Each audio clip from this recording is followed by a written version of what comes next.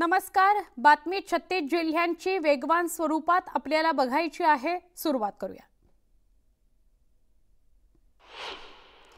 महायुतीच्या उमेदवारांच्या प्रचारासाठी मनसे अध्यक्ष राज ठाकरे यांची आज कळव्यात जाहीर सभा होणार आहे. महायुतीचे कल्याण लोकसभेचे उमेदवार डॉक्टर श्रीकांत शिंदे आणि ठाणे लोकसभेचे उमेदवार नरेश मस्के यांच्या प्रचाराकरता राज ठाकरे सभा घेणार आहेत.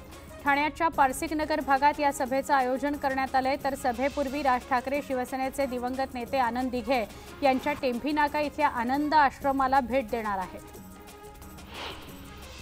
केंद्रीय गृहमंत्री अमित शहा सोमवारी वसई दौऱ्यावर आहेत. पालघर लोकसभेचे उमेदवार डॉक्टर हेमंत सावरा यांच्यासाठी सनसिटी मैदानात त्यांची जाहीर सभा आहे. दरम्यान सभास्थळी भाजपकडून जोरदार तयारी करण्यात आली आहे. वसई विरार हा बहुजन विकास आघाडीचा बालेकिल्ला मानला जातो. त्यामुळे आता अमित शहा कोणाला लक्ष करतात हे बघणं महत्त्वाचं आहे.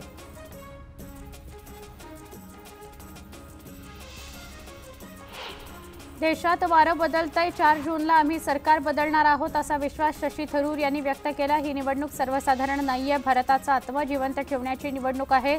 20 मेला मुंबईकरांनी आपलं स्पिरिट दाखवून द्यावं असं आवाहन त्यांनी केलं.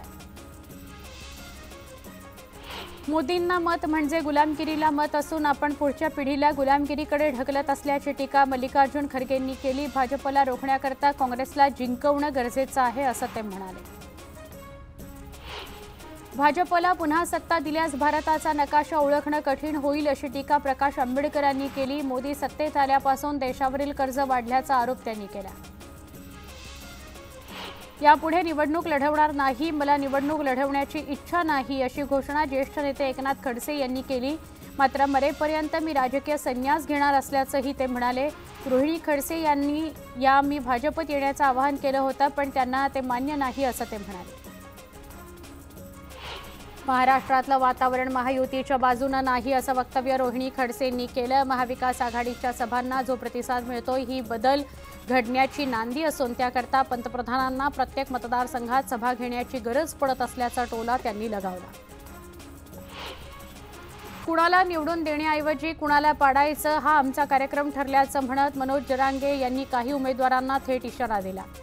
बीडमध्ये सोमवारी मतदान होतंय. दुसरीकडे आरक्षणाच्या मुद्द्यावरून जरांगे रॅली काढली. दरम्यान काहींना मोठ्या जाती संपवायच्या आहेत असा आरोप त्यांनी केला.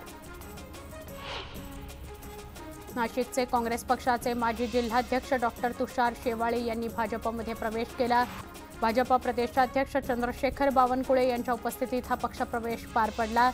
धुळे लोकसभा मतदारसंघासाठी काँग्रेसकडून उमेदवारीसाठी शेवाळे इच्छुक होते. मात्र त्यांना उमेदवारी नाकारण्यात आली. पंतप्रधान मोदी 14 मेला वाराणसीतून उमेदवारी अर्ज भरणार आहेत. सकाळी 11:40 मोदी उमेदवारी अर्ज भरणार आहेत. लोकसभा निवडणुकांच्या पार्श्वभूमीवर प्रचाराला वेग आलाय. केंद्रीय मंत्री पियुष गोयल यांनी मालाड पश्चिमेकडील मारवे आणि आक्सा या परिसरात पायी चालत रोड शो केला. यावेळी त्यांच्यासोबत गोपाळ शेट्टी, विकी मोकर, राजू नल्लीन उपस्थित होते. उत्तर मुंबईतील महायुतीचे भाजपचे उमेदवार पियुष गोयल यांच्या सोमवारी होणाऱ्या प्रचार रॅलीत मुख्यमंत्री एकनाथ शिंदे उपस्थित राहणार आहेत. त्यावेळी बोरिवलीत मोठ्या संख्येनं महायुतीचे कार्यकर्ते शक्तीप्रदर्शन करणार आहेत. शरद पवारांनी गुडघे टेकलेत. बारामतीत सुळेंचा पराभव होणार याचा पवारांना अंदाज आलाय असं वक्तव्य मंत्री पियुष गोयल यांनी केलं. तर सुप्रिया सुळेंना काँग्रेसमध्ये नेण्याचा पवारांचा प्लान असल्याचं गोयल म्हणाले. महाराष्ट्राचं प्रेम काय असतं हे मोदींना कळलं, पण महाराष्ट्राचा शाप काय असतो हे त्यांनी अनुभवावं असा जोरदार हल्ला माजी मुख्यमंत्री उद्धव ठाकरे यांनी केलाय. तर दुसरीकडे त्यांनी औरंगजेबाचा मुद्दा हा निवडणुकीचा मुद्दा होऊ शकतो का असा सवालही केलाय. सामना वृत्तपत्राला ठाकरे गटाचे प्रमुख उद्धव ठाकरे यांनी मुलाखत दिली. यावेळी पंतप्रधान मोदी मला संपवू शकत नाहीत असं म्हणत उद्धव ठाकरेंनी मोदी आणि अमित शहांवर हल्लाबोल केला. भाजप सरकार हे गजनी सरकार आहे. मोदींनी 10 वर्ष थापा मारल्यात अशी टीका उद्धव ठाकरेंनी केली. भ्रष्टाचार करा आणि भाजपत या अशी त्यांची नीती असून मोदींना पुन्हा संधी दिल्यास काळे दिवस येतील असं उद्धव ठाकरे म्हणाले. शिंदे गटानं राजकारणातील आईशी गद्दारी केली आहे. ही गद्दारी महाराष्ट्रात चालणार नाही. महाराष्ट्राची जनता हे सहनच करणार नाही असं वक्तव्य उद्धव ठाकरेंनी केलं. त्यांना वडिलांचं नाव लावायला लाज वाटते अशी टीकाही ठाकरेंनी केली। शिवसेनेला नकली शिवसेना म्हटलं जातंय, पण आमची शिवसेना खरी आहे असं वक्तव्य उद्धव ठाकरेंनी केलं। नाव चिन्ह आम्हाला मिळू नये यासाठी दबाव टाकण्यात आला। निवडणूक आयोगाने ते म्हणतील तसंच काम केलं असा आरोप ठाकरेंनी केला। उद्धव ठाकरेंनी हिंदुत्वाला तिलांजली दिली अशी टीका देवेंद्र फडणवीसांनी केली। ठाकरेंना मुस्लिम मतांचीच जास्त चिंता आहे असा हल्लाबोल फडणवीसांनी केला। संजय राऊत यांनी उद्धव ठाकरे यांची घेतलेली मुलाखत ही काळूबाळूचा तमाशा असल्याचा घणाघाती आरोप भाजप प्रदेशाध्यक्ष चंद्रशेखर बावनकुळे यांनी केलाय। उद्धव ठाकरे यांच्या मशालला मत देणं म्हणजे काँग्रेसला मत देणं आणि काँग्रेसला मत देणं म्हणजे देशविरोधाला मत देणं असा आरोप त्यांनी केला। देवेंद्र फडणवीसच मुख्यमंत्री होणार हे ठरलेलं होतं। ठाकरेंनी मोदी आणि फडणवीसांचा विश्वासघात केला असा आरोप मंत्री पियुष गोयल यांनी केला। उद्धव ठाकरेंना आदित्यला मुख्यमंत्री बनवायची घाई होती, त्यांनी बाळासाहेबांच्या विचारांना तिलांजली दिली अशी टीका गोयल यांनी केली। विरोधकांच्या पायाखालची जमीन सरकली आहे, टीका टोमण्यांचं गलिच्छ राजकारण जनतेला नकोय असं म्हणत राहुल शेवाळेंनी उद्धव ठाकरेंवर घणाघात केला।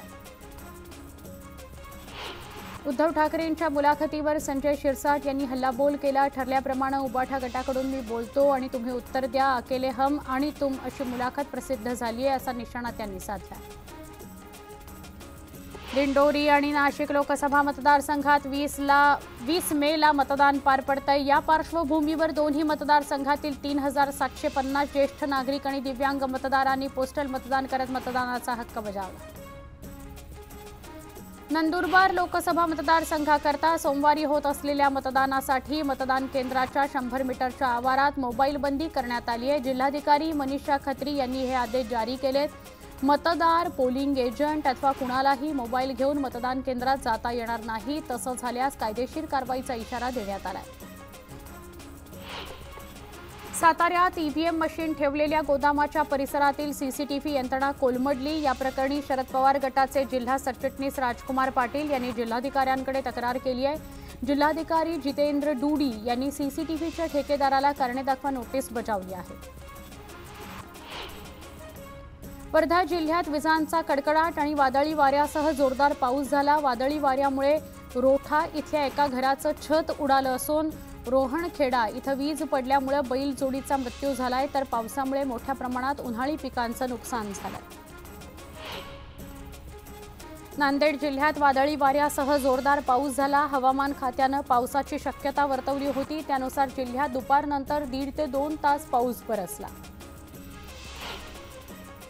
बीडच्या आष्टी तालुक्यातील सांगवी आष्टी गावात मध्यरात्री अवकाळी पावसानं हजेरी लावली, त्यामुळे फळबागांचं नुकसान झालं। एका शेतकऱ्याची 10 एकरावरील केळीची बाग पूर्णपणे उद्ध्वस्त झाली। नुकसानीचे पंचनामे करून मदत मिळण्याची मागणी आहे। गोंदियात अवकाळी पावसामुळे शेतकऱ्याचं मोठ्या प्रमाणात नुकसान झालंय। या नुकसानीचे जिल्हा प्रशासनाकडून पंचनामे सुरू करण्यात आले। 33% वर नुकसान झालेल्या शेतकऱ्यांना भरपाई मिळणार आहे। मुंबईच्या बोरिवली पोलीस ठाण्याच्या हद्दीतील आंतरराज्य टोळीकडून गुजरात आणि भरूच इथं अवैध दारू पाठवली जात असल्याची माहिती मिळताच पोलिसांनी 4 दारू तस्करांना ताब्यात घेतलं। बोरिवलीच्या एसवी रोड इथं छापा टाकत पोलिसांनी अवैध दारू साठा जप्त केला। मालेगावच्या कुसुंबा रोडवरील टोल नाक्यावर तोडफोडीची घटना घडली, याचं सीसीटीव्ही फुटेज समोर आलंय। टोल नाक्यावरील कर्मचारी शिवीगाळ करत असल्याचा आरोप करत संतप्त नागरिकांनी टोल नाक्याची तोडफोड केली। नागरिकांनी इथलं कार्यालय तसंच इतर वस्तूंची तोडफोड केल्याचा प्रकार समोर आलाय। वर्धा जिल्ह्यातील पिंपरी पोहना इथं देशी दारूचा साठा आढळून आला। कारवाईत पोलिसांनी 12,37,000चा मुद्देमाल जप्त केला, तर देशी दारूची वाहतूक करणाऱ्या 2 आरोपींवर पोलिसांनी गुन्हा दाखल केला। नागपुरात जैन कलार समाज मध्यवर्ती मंडळ आणि जिल्हा समितीच्या वतीनं सामूहिक विवाह सोहळ्याचं आयोजन करण्यात आलं होतं। जैन कलार समाज मध्यवर्ती मंडळ गेल्या 35 वर्षांपासून हा सामाजिक उपक्रम राबवत आहे, तर या विवाह सोहळ्यामध्ये सर्व जाती धर्मातील 14 जोडप्यांचा विवाह पार पडला। जालन्यामध्ये भाईश्री फाउंडेशनच्या वतीनं 10व्या भव्य सामूहिक विवाह सोहळ्याचं आयोजन करण्यात आलं होतं। यात तब्बल 52 जोडपी विवाहबद्ध झाली। एक सामाजिक जबाबदारी म्हणून दरवर्षी भाईश्री फाउंडेशनचे संस्थापक भाईश्री रमेशभाई पटेल यांच्या वतीनं या सामूहिक विवाह सोहळ्याचं आयोजन करण्यात येतं। यामध्ये वधूवरांना संसार उपयोगी वस्तू भेट दिल्या जातात। एक छोटा ब्रेक, पहा फक्त न्यूज 18 लोकमत।